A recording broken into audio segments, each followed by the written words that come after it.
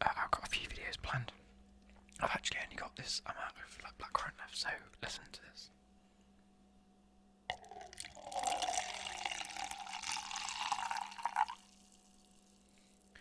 If I remember to drink this throughout the video, then I will. That's a litre and a half drink. I've also got some more in the fridge. Being healthy, no more Pepsi, boys. No more Pepsi. So, as you can tell by the title of this, he recommended it.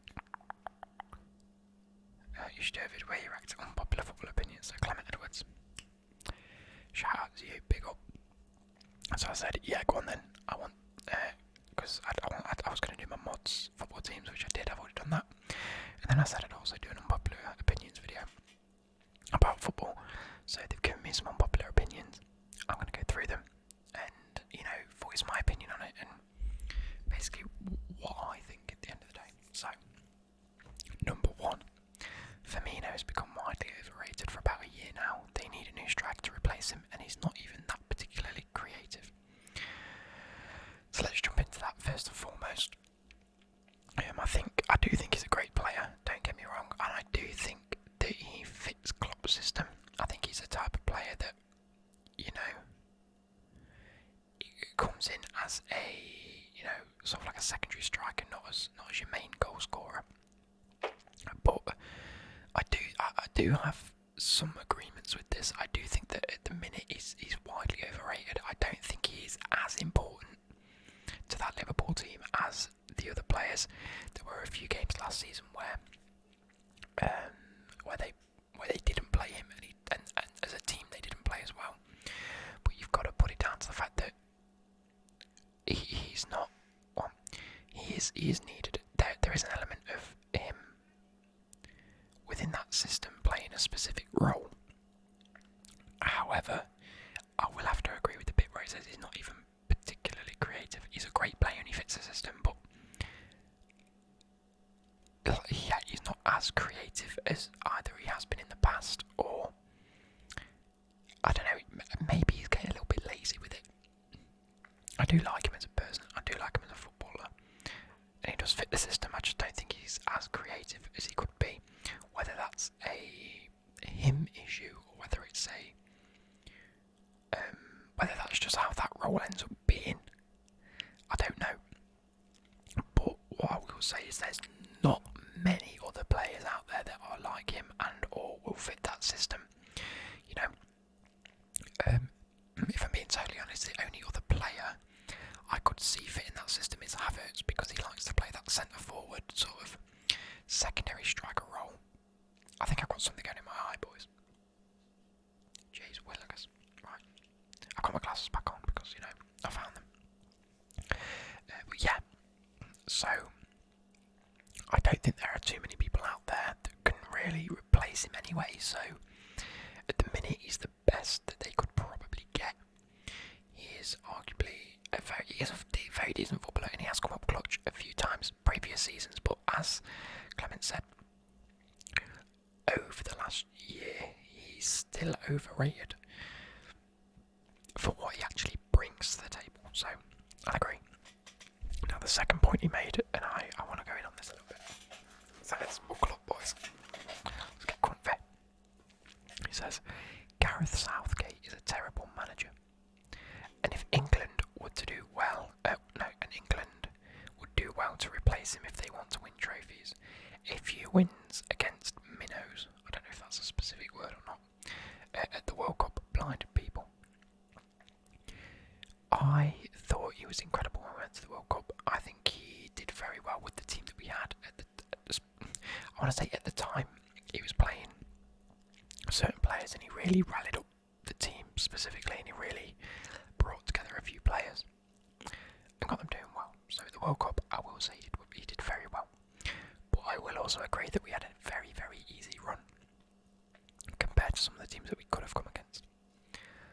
So that's that. That's part and parcel. Since that, I think he has done terrible. Personally, I will agree with you in the fact that he's been poor. Not only has he been poor with how he's managed a few of the players,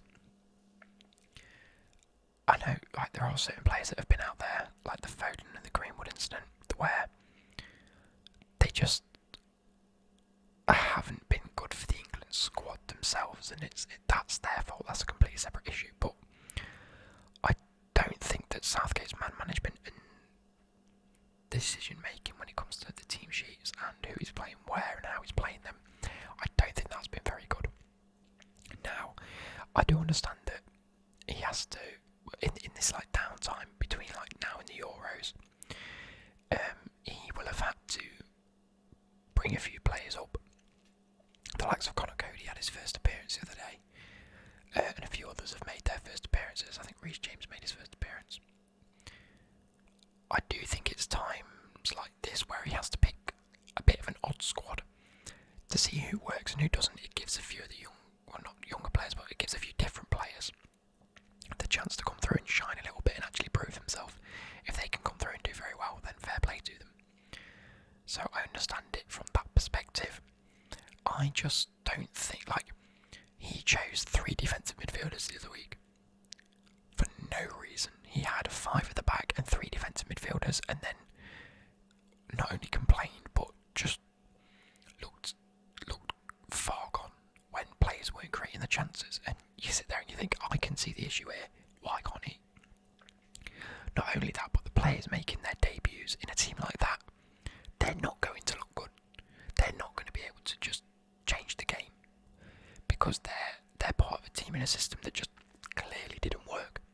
So not only is he ruining their chances of, showing how good they can be when played in the right positions and played within the right squad, he's purposely going out there and just not doing it. Like, it's a bit strange to me. Like, I don't like Jack Grealish as a person. I know a lot of people are like that. I know that, yes, he's a great... Yeah, this is what I'm saying. I rate him as a footballer. I think he should have been in that England squad. Danny Ings got 22 minutes a couple of weeks ago. I think he's had more since then and he played. And he's done okay. He had 22 minutes coming off of a season where he was almost top goal scorer in the league. Gareth Southgate, what are you doing? I don't get it. And I think I want to say the World Cup hyped him up far too much. And I think that his true colours are starting to show in terms of what he's actually like as a manager. He will... I don't know, it's a bit strange. It's like, we look back at the 2000 to 2006 era, that golden era, or whatever we used to call it, was stupid. We had some of the best players in the world. And we look at Sven-Goran Eriksson and we moan the fact that he played Scholes on the left mid and he was playing players just far out of position, and we played a system that just wasn't working and he was too stubborn of a manager to change anything, and that's why we didn't win. Looking at Southgate, we've got exactly the same system. We've got a manager that refuses to change a few things every so often. We've got a manager that refuses to play players, even if particularly 2 players don't work together, they might do in a specific system. You never know. So, I don't know, we don't know what goes on behind the scenes. This is all speculation at the end of the day, but I just think, like, the World Cup was good, it was great. Since then, what have we really done? I mean, I know we beat Belgium the other day. That's actually quite a decent win. And we relied on Mason Mount. Big up Mason Mount. Love you to bits. But I don't know. It just seems a bit... It seems a bit tense when we're coming up against random teams. And it just seems like we can't field a team that can just go out, play and score goals. So it's tough. I don't know. Anyway, let me shoot down because then people start adding loads. Job says Liverpool are very overrated and got shown up as soon as they've got a few injuries. No, I'm not going to say that because you're a Man City fan. I think they're overrated. Liverpool is currently, in my eyes, and have been the best team in Europe over the last 2 years. They've won the Champions League. They've now won the Premier League. You can't argue with that. You can't just sit here and go, oh, they're overrated. If they're at the top, you can't be overrated if you're at the top. You can be overrated if you're hyped up and expected to be at the top when you're actually 7th or 8th. That's overrated.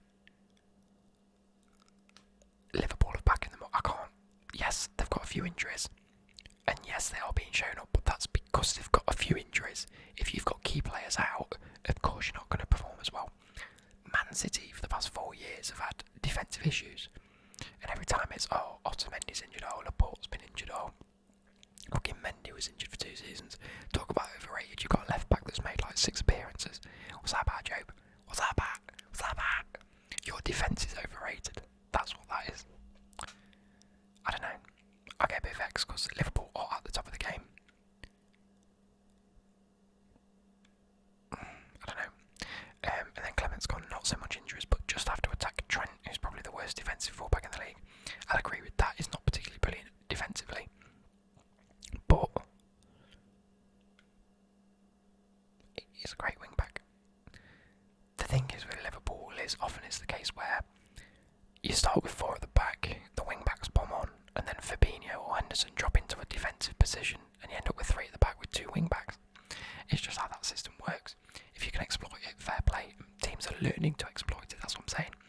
Klopp's come in with a great system that's worked for 2-3 seasons, and of course, now that 2-3 seasons down the line, the cracks are starting to show. People have been having time to prepare and, learn how to exploit that system, so fair play.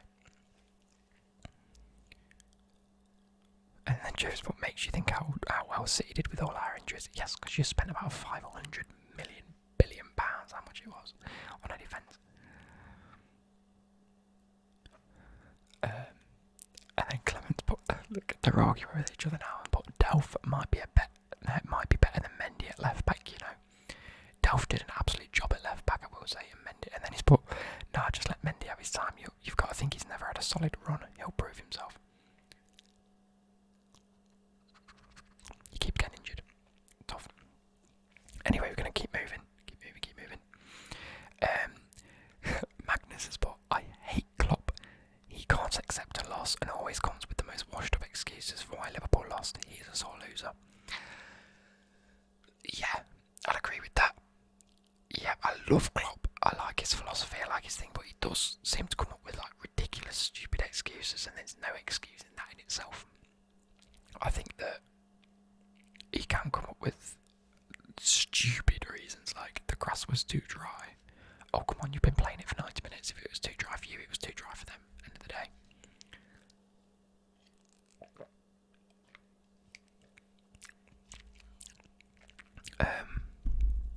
England national team is widely overrated. To a degree, again, I'll agree with this, that we're not as good as everyone thinks we are. However, I do think we've got more high quality players than we ever have done. I said this, me and my dad were going through this, we were playing a little game where we had to guess the starting lineups at either the World Cups or Euros for specific years. So I said to my dad, can you guess the starting 11? Or who was picked for the, I don't know, I think it's 18 players you're allowed to take, or 25 or something like that. I asked my dad to guess them all for like a specific year. And when you look back at it, you can realise how shit some of the players are and how little depth we actually had. Like there was some where we had like 3 players I'd never heard of and they'd only made 1 appearance for England. And that's a major event, that's like a World Cup. Nowadays we've got a big roster of players, a lot of young up and coming players as well as experienced players. And I do think we are probably at a stage where we're better than we ever have been. I know we talk about the golden era of Beckham, Scholes, Lampard, all of those Ferdinand in defence. But when you think about that 11 is incredible. Okay, but you didn't really have too many players outside of that. Hence why Sven-Goran Eriksson was having to play Scholes at left mid. Was because he didn't really have any wingers to choose from an England perspective. Nowadays we've got so much depth and quality in every position that we've, like we say, at right back, you've got Walker, Trent, Wan-Bissaka, Reece James, Tariq Lamptey even coming through as a wing back. Stupid depth. Centre back, you can pick about 5 players. Striker, you've got Abraham, Kane, Rashford, Danny Ings, so many different players. So I think we are still overrated because for some reason the English team always gets overrated for whatever reason it is. I think it's because we have a much bigger media presence. Like, I think between England and America we have the highest media presence in the world.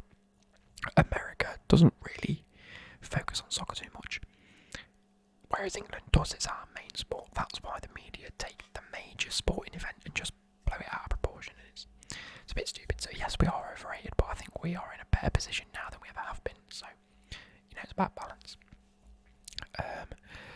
If Messi leaves La Liga, it is going to end up being a shit league. I'll agree with that. I will agree with that. I do think there are a few players coming through, like Ansu Fati. Who else? I don't even know. Real Madrid have got a half decent team nowadays. I think it's tough. I think if Messi does leave La Liga, at least for the next season or two, La Liga is going to be an absolute shit league. It's not going to be fun to watch. The only reason that La Liga was incredible was because it had Messi and Ronaldo in it, and who wouldn't want to watch Messi and Ronaldo? Even the days with Suarez and Neymar were playing for Barcelona. You had Bale playing for Real Madrid. It was so enticing because it was like it was literally the Galacticos, like two huge monster squads coming up against each other. And nowadays it just seems a little bit shit. The hype's not there. There's not the players to watch anymore, and it's just a little bit dead. Like the Premier League is getting more and more competitive. More and more people seem to come to the Premier League rather than them leagues specifically. So it's tough. And they've put Barcelona as a mid-table team without Messi. I wouldn't say mid-table. I'd still say top 3 in La Liga. But without Messi, who have they really got nowadays? They've got rid of Arthur and they brought in Pjanic. Okay, fair enough. Is he really going to make that much of an impact? Probably not. In terms of a defence, PK is getting far too old and far too slow to stake any goals decent anyway. But yeah, it's one of those things where the Barcelona squad is ageing quite a bit.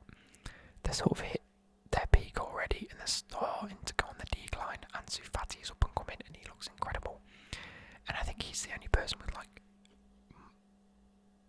I think he's second top goal scorer so far, behind Messi, which is just incredible. And then, Magnus has bought Mourinho is going to win trophies with Tottenham now.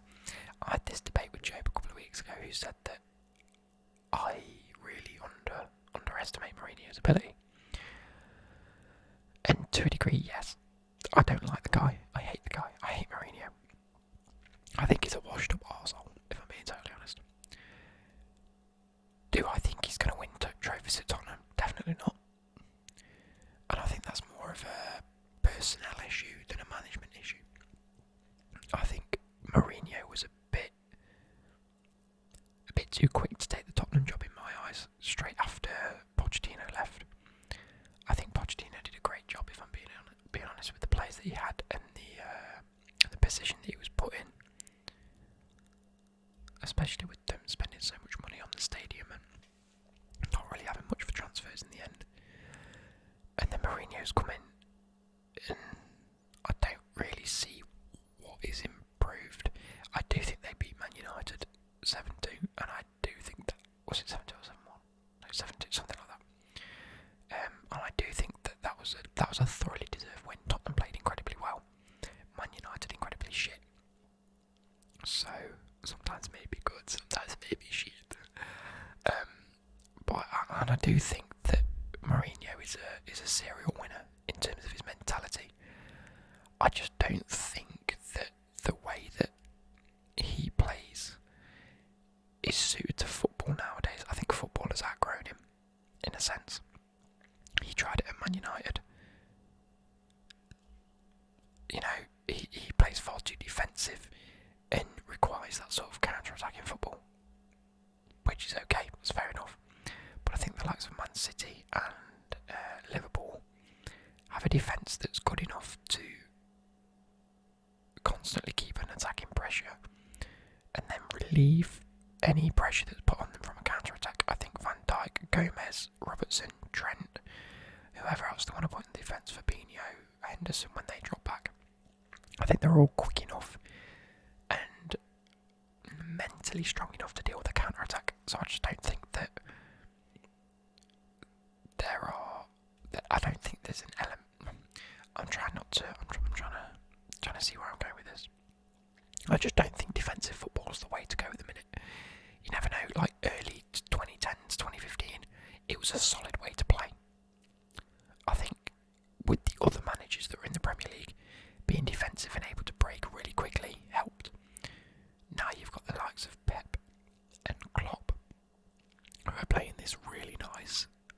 defensive, fluid football. I think it's almost too much for a defensive system. At the end of the day, there are going to be goals scored, and I do think it leads to a lot of goals being scored, as we've already seen at the start of this league. At the start of this season, sorry. And I don't quite think that I call it defensive football because it is. It's just parking the bus, isn't it? I don't think it's good enough at this moment in time. In the next 3 or 4 years, we might see the shift always sort of moves from left to right. It goes from like a lot of teams try and play defensive, a few defensive teams win.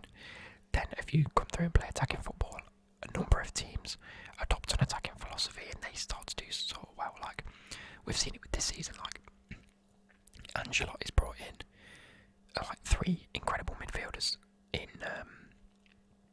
James Rodriguez, Decore and Allen. Now 2 of them are defensive midfielders. If you're going to talk about it, Allen's a box to box, but he's very physical. Decore is obviously a CDM, and James Rodriguez is an attacking midfielder. Now that they've shot that area of the pitch up, they've already got an okay defence, and it's allowed the front 3 like Richarlison, Calvert-Lewin, it's allowed them to have a bit more free reign at the front where they can rely on their midfielders to be a bit more secure so they can push forward and attack and play nice attacking fun football at the end of the day. And I don't know whether it's if you think of it as a human perspective, like you're going to enjoy and be a bit more confident if you're playing attacking football. If you're going out there trying to score goals, trying to do things that are a bit fun, put some good pass and move together, passing and moving, I don't know, just attacking football, you're probably going to enjoy it a lot more. So, and if you enjoy something, you're going to be a bit more confident. And if you're a bit more confident, you're probably going to do a bit better. Therefore, I think that's why attacking football is not only so nice to watch, but works so well. And I just don't think that Mourinho employs that philosophy because he is so defensive with a lot of things. But I'm here to be proven wrong with this. That's what I'm trying to say. If Mourinho goes and wins trophies, fair play. Tottenham then probably deserved it at the end of the day. If they can get to a Champions League final and win the Champions League, hey, they've beaten the best of the best. They deserve that. It's as simple as that. So, as much as I don't like Mourinho, he is a serial winner. And I do think that he will win trophies in the future. I just don't think Tottenham's really the team for him to do it, especially the squad he's got.